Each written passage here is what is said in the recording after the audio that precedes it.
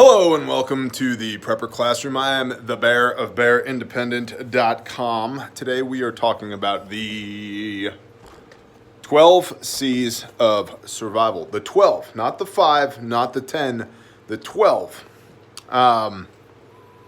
Yeah, we're going to jump right into it. We've touched on this already in the Prepper Classroom, and we're coming back around a little bit. This is going to be a good video to share if you are new to preparedness or if you're working with people who are new to preparedness. These are going to be some foundational concepts viewed from the 10,000 foot elevation. We're not diving very deep on any of this because boy, oh boy, can we get in the weeds. I could do a 4-hour video just on cutting tool. That's not going to help you very much because then you're going to end up with paralysis by analysis. You're going to have too much information to make a decision, and that's going to be a problem. So let's back this thing up, as they say in all the dance halls. There we go. And you guys need to be about that high off the ground. That's adequate. I need a haircut. It's my wife's fault. I blame her. Okay, so a couple of things. Miss Kim from Prepping in Progress, which is another YouTube channel, just recently did a video on her C's of survival, so you could go check out Prepping in Progress. That's a good idea. Dave Canterbury from, Dual Survival, runs the Pathfinder School, has his 5 C's and his 10 C's. And if there's an origin of the C's concept before that, I don't know who started this whole shindig, but I know where I am on this. And so Dave Canterbury's 5 C's are cover, combustion, cordage, container, and cutting tool. Me, I add some more to those. Compass, candle, commo, casualty care, combat, calories, and conditioning. So we're gonna jump right in here. If you have your prepper notebooks, go ahead, bust them out, take some notes. Cover is everything that's in between you and the elements. This could be your t-shirt, it can be a Gore-Tex parka, it can be your bivy sack for your sleep system, it can be a tent, a tarp, a sill tarp, a ground sheet, anything that separates you from the elements so that you do not die of exposure. Cover. Subset of cover could be things like camouflage face paint if you're operating. Another subset of cover could be, as discussed when we were talking about SHTF caches, cover could be your cover story and the documents that support that cover story, but that's kind of a wild tangent there. So cover is everything that keeps you from being dead out there in the wild, in between you and the elements, okay? So think clothing, sleep systems, shelter, that type of thing. Combustion is pretty obvious, the ability to make a spark. I don't go anywhere without a Bic lighter in my pocket. That time when your buddy calls you right when you're in the middle of shooting a video, because it's so hard to know what time it is. It's all good. I'm messing with you. Whatever. You know who you are. You know who you are. I still love you. It's okay. Just love you a little bit less now. Kidding. All right. Combustion. This can be ferrocerium rods, magnesium bars, friction fire, the ability to make said friction fire, storm-proof matches, Bic lighters, Zippos, butane lighters, whatever your expedient methodology for making a fire is. For me, I carry a Bic lighter in my pocket. I carry several more in my fire kit with some tea lights. Fat wood is awesome. I like ferro rods, ferrocerium rods. Whatever you need in your region to make fire, this is combustion. Cordage. Cordage is typically, in the survival industry, paracord, parachute cord. It's got the outer sleeve and the inner strands. This is a paracord bracelet that was given to me. Look, see, it's got this cool little shackle on it. Given to me by brothers in Florida on our first deployment for disaster relief. And This reminds me of that, which makes me smile because that was an awesome experience with awesome people. But I got a little bit of cordage here. This could also be your boot laces. A lot of high-speed guys will take their boot laces, remove them, replace it with paracord instead, lots of additional paracord, and wrap the additional paracord around the top of their boots and then tie it. But you want to have cordage for mostly what I use cordage for is for setting up tarp shelters, for hanging food in trees so that bears, panthers, lions, tigers, oh my, don't attack said food, and for setting tripwires. You can make snares and all that other stuff with it, but cordage. Container. I hope this is pretty self-evident. It's a container. This is whatever you're carrying around water in. This could be your Camelback, this could be your water bottle, your GI canteen, a 1 gallon jug, whatever. And then with container, I tend to fold in your water filter or your water treatment or your water purification, whatever you got goes with container. It's a way to carry water. Container is probably, in my experience, the most difficult thing to replicate when you're bushcrafting, bro. When you're out in the middle of nowhere with nothing but a hatchet and a loincloth trying to make all this stuff, container is one of the most difficult things to replicate in the wild. So highly recommended you get a good container or several good containers. I like water bladders. I like single wall steel bottles, stainless steel bottles. You don't want the double wall or insulated because that won't allow the heat from the fire to get to the water to purify water by boiling if you need to. And I like Nalgene bottles. So those are kind of my top 3 there. Although I have lots of canteens. I dig canteens, and they're good to if you can get a canteen and a canteen cup from a surplus store to put that in a refugee kit, good stuff, or a buddy kit. Somebody shows up at your house, they don't have any gear. It's nice to be able to hand them that and go, here you go. You got your water treatment tabs, your canteen cup, your canteen. I usually stick a little Bic lighter in one of the flaps, little pocket on the outside of the canteen carrier. Good to go. Self-contained water system. Cutting tool. This could be your knife, your axe, your hatchet, your smatchet, your machete, your whatever, your K-bar fighting knife, your bayonets. If all you have is $15 to spend on a knife, these have done great for me. They are the best knives that I know of. This is the Mora knife. Can you see that? Focus. Mora knife. Stainless steel variety. I keep them sharp. They're about 15 bucks on Amazon, and I'm telling you, is it full tang? No. Do you want to build a log cabin with that? No. Can you gut a deer with it? Absolutely. Can you do the bushcrafty things? Absolutely. Do you want this thing stuck in the side of your neck? Absolutely not. Could you fight with it? If you had to, absolutely. So for 15 bucks, it's a good way to go. Could be your Spyderco that you got at adventurefrontier.com from the NWA Prepper because you're awesome.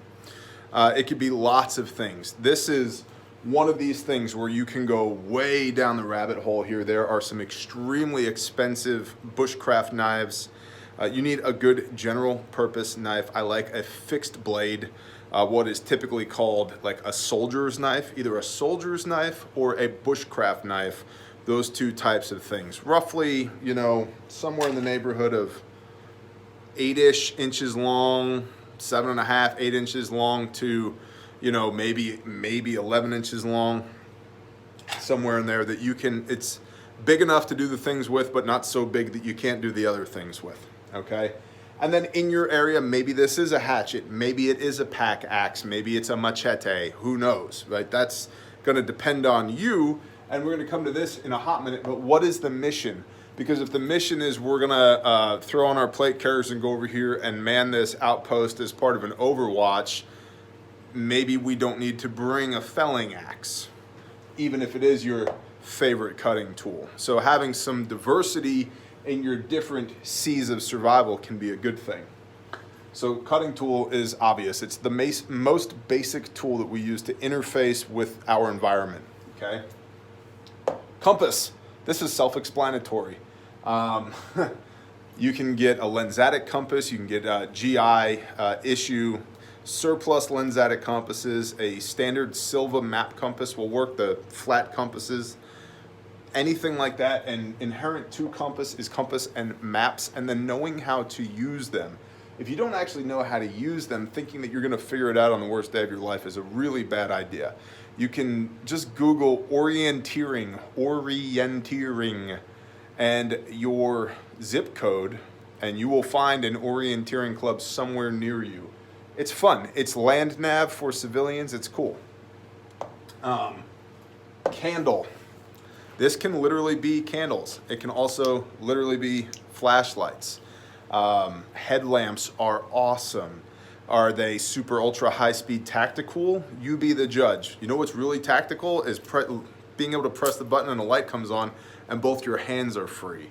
But with this, for candle, I like to have a headlamp so that I can do the things with my hands when I need to. And I also like to have, just like this, a light in my back pocket that I can flip on, that if, hey, you're not supposed to be here, I can put this in your eyes, you're not too happy about that. Or if I gotta do this, I can, because you're not supposed to be here and I'm not too happy about that. So, and I'm gonna get all the questions. What kind of flashlight is it? Doesn't matter. Just get a good one. What are some good ones? Man, everybody and their brother has got a flashlight review out. Pick one. Doesn't matter. And here's the deal. You don't need to get wrapped around the axles on this stuff. You can go really, really, really deep on this stuff. Candle, some kind of flashlight. I will say this, I like having a weapons light on my carbine because you need to actually be able to positively identify a target before you squeeze the trigger. So unless you're running night vision and you've got a green laser set up, to be able to flip your light on and go, yep, that's a bad guy, squeeze, squeeze, squeeze, or, oh, that's my teenage daughter, no squeeze, squeeze, squeeze, it matters, okay? Commo. We've talked about commo ad nauseum, and we still need to talk about commo some more. These things, these little radidios here. Whoa. Somebody asked transmitto. Cool. This one needs to be programmed. In fact, I've got a slew of them that need to be programmed for a client right now, and I'm just waiting for the chirp file to come in, and then we'll program all these, which is cool, because we have people to do that. So, commo, you need a way to talk back and forth to your people, and this could be simplex from radio to radio. You could talk across repeaters for greater range. You could use it tactically to coordinate specific actions, movement of groups, people, personnel, materiel, yada, yada, yada, or strategically to coordinate across a larger space of distance and time. But you need to be able to talk. So having a way to do that really matters. I've gone through commo before, but the acronym is PACE, Primary, Alternate, Contingency, Emergency. You can just look up Bear Independent Commo or Bear Independent any of these things, and you'll get videos of the 1,200 plus videos that we've done on YouTube and Patreon of any of these subjects. But you need the ability to communicate with people. Casualty care. So this over here, these basic 5 C's is what's pretty much acknowledged across all survivalism and preparedness and bushcraft. These are the 5 C's. This is my interpretation of the additional 5 C's. And a big one for me is casualty care. Now, what do I mean by that? I believe, as part of my EDC, everyday carry every day, I'm always going to be having some kind of pistol on me, right? And then in addition to that, I've got reloads, but then in my back pocket, right here, hey, look, a tourniquet. Why? Because I firmly believe that if you have the ability to make holes, you should have the ability to plug holes. If I have to come out of holster and use this thing, these rounds, mine are going that way, but there's a strong possibility that there's more coming back at me. And if I get hit, it's nice to be able to do something about that, not just slowly bleed to death or quickly bleed to death and become a casualty. So, casualty care. Oh, you like the patch? Yeah. AdventureFrontier.com. Same thing for the blowout kit. But Casualty Care, have a blowout kit. And I've said it before and I'll say it again. I don't care. I don't care. I don't care if you buy mine or buy somebody else's. What I care about is that you have the kit and you know how to use it. The patch is pretty cool. I care if you buy the patch. You should definitely buy the patch. The kit's pretty damn cool too, but just get a kit. I don't care if it's mine or anybody else's, but having the kit and knowing how to use it matters. Because I love it when people are like, yeah, Barry, but see, you're assuming that there's still going to be trauma centers available to receive these patients when they become inbound after a firefight, and what happens post SHTF, blah, blah, blah, blah, blah, because you know we're not going to have that capability. Two things. Number one, you're assuming what SHTF is going to look like. You know what happens when you assume? You make an ass out of you and me. You're assuming, and you're using that assumption as a reason why you shouldn't have to acquire this gear and train with it. So shame on you. Number two, you might not have that capability. That doesn't mean that we don't have that capability, that we're not actively recruiting and training those capabilities within our team. You mean that you actually have a full-blown medical facility? Working on it. Working on it. Yeah. Checkers versus chess, working on it. So, Casualty Care, right? And beyond that, well, how are you going to evac them? Working on it. There are layers to this lasagna. Ogres are like onions, bro. So you could make the assumption that this isn't worth doing. We'll just bleed out and die, unless it's you or your best friend or your wife. Then wouldn't it be nice to actually have a set of chest seals? Wouldn't it be nice to actually know how to find the third intercostal space and decompress? Wouldn't it be nice to actually know where does the tourniquet go? How do I pack this wound? Where do I use a pressure dressing? Yeah, it would be really nice. It would be really nice. Combat. Militant farmer concept. Grow the food, protect the food. Obviously, EDC, line 1, pistol, but then beyond that, you're going to be looking at things like your rifles, your carbines, your shotguns, AR pistols, whatever. The ability to reach out a little bit farther and touch somebody as part of whether we're talking about pulling security as part of a team, or we're bugging out from where we are to where we need to be, or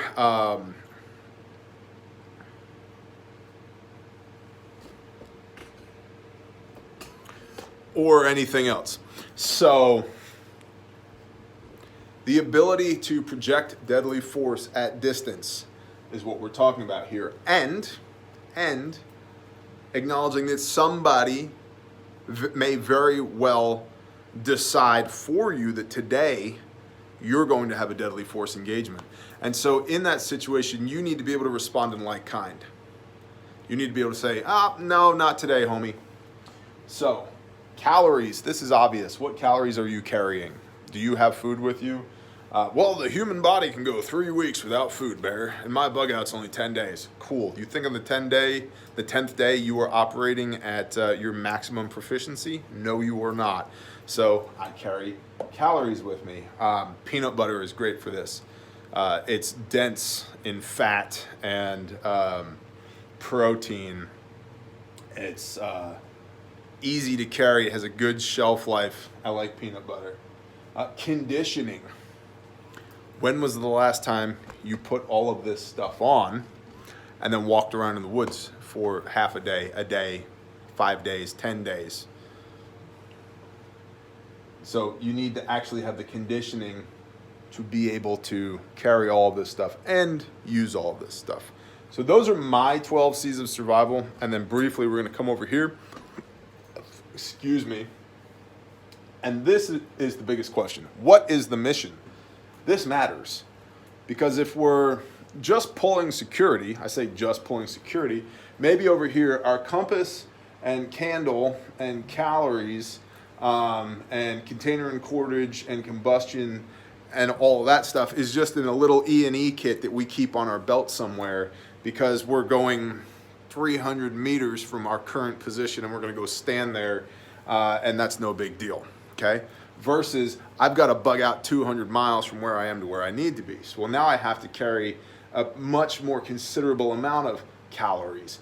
I'm going to need more container because I'm going to need more water. I need more substantial cover. I should have redundancy on my combustion. I should probably have spare batteries, or at least the ability to charge batteries for my candle power. My commo solution is going to be different over a greater distance. These things matter. So what is the mission defines what the actual loadout of these 12 C's looks like. So have a clearly defined mission. And a good way to do this is to have a day pack, say in your vehicle, that has basic 24-hour functionality, and then have a rucksack that has, say, 72 hours or more capability in that rucksack. When you go someplace that's farther than a day's walk from home, throw the rucksack in. If you're staying somewhere, leave the rucksack where you're staying and wear the day pack throughout the day, so that if something happens, you can bug out back to your rucksack, grab that, then use those complementary layers of capability to get back to where you need to be. So you can stack your capability. With that, line gear. And this is a brief touch on this concept. We've done lots of videos on this already. The YouTube search bar is your friend on this. Line gear, line 1, 2, 3, 4. Line 1 is your belt and pockets. If you ran your pockets right now, what would you have? I have a fixed blade knife, a pistol, 2 reloads, some chapstick, a cell phone, a Bic lighter, a tourniquet, a flashlight, and my wallet, and my keys. That's my line 1 right now. If this was SHTF and I had my war belt, it would be slightly different with a little bit more capability. But this is your belt and pockets. Your line 2 is your plate carrier, LBV or LCE, load bearing vest, load carrying equipment, chest rig, deuce gear, whatever you want to call it. This is the stuff you're wearing in this region, whether it's body armor, chest rig, whatever. And so you're going to tend to have more of the same here. More of your combat for sure, your casualty care for sure. You may very well have some calories there, probably a cutting tool. Combustion, probably, maybe a little bit of cover. You know, I'm well on record for running a day pack molly to the back of my plate carrier that is a standalone 24-hour unit right there. It's got everything I need in it for 24 hours. Cover, combustion, cordage, container, cutting tool, my compass or a compass. So there's a headlamp in it, there's commo, I've got casualty care, I've got lots of combat on that plate carrier, I've got 24 hours worth of calories, and I ruck in it, so I'm conditioned to wear it. Line 3 is your rucksack. This is where you're starting to get redundancy on critical things like calories, like water, water filtration, water treatment, maybe a second cutting tool, maybe. Your maps, additional maps, more casualty care, definitely more calories, maybe some spare combat, whether that's more magazines or a spare bolt carrier group or a cleaning kit or a whatever, extra containers, extra cordage, definitely more cover, your sleep kit, your sill tarp, your ground sheet, your whatever. And you definitely need additional conditioning to carry all of that stuff in addition to this stuff. And then line 4 is really going to be your vehicle, or this could be your foot locker, whatever, fob, duffel. Okay, that's all your extra stuff. Your extra stuff that you're probably not carrying with you. You shouldn't be carrying with you. This should be on the ship, on the truck, in the MRAP, under the bed, in the attic, at the cache, wherever, okay? But it's more of the same on 1, 2, and 3. And then quickly, resupply and redundancy. Having, for example, we'll just take combat. I have right now spare mags of this on my belt, okay? I have more of it, that's my line 1. I have more of it on my line 2 on my plate carrier. I don't have any more of it in my rucksack on line 3, but I have additional boxes of that ammo, line 4, in a duffel bag, right? Think of it as like a deployment bag, okay? Like, we're going. This is my extra stuff. Casualty care, width versus depth. This kit has a lot of width. It will comprehensively treat one gunshot wound. It doesn't have a lot of depth. So what do you have to resupply this kit, and then where would that live? So on my line 1, I've got a tourniquet. On my line 2, I've got another tourniquet. I've got another tourniquet in my rucksack, right? And more pressure dressings and quick clot and compressed gauze. Water. On my war belt, line 1, I've got a canteen. I've got 5 liters of carrying capacity. I'm sorry, canteen here, 3 liters in my plate carrier. So that's a gallon right there.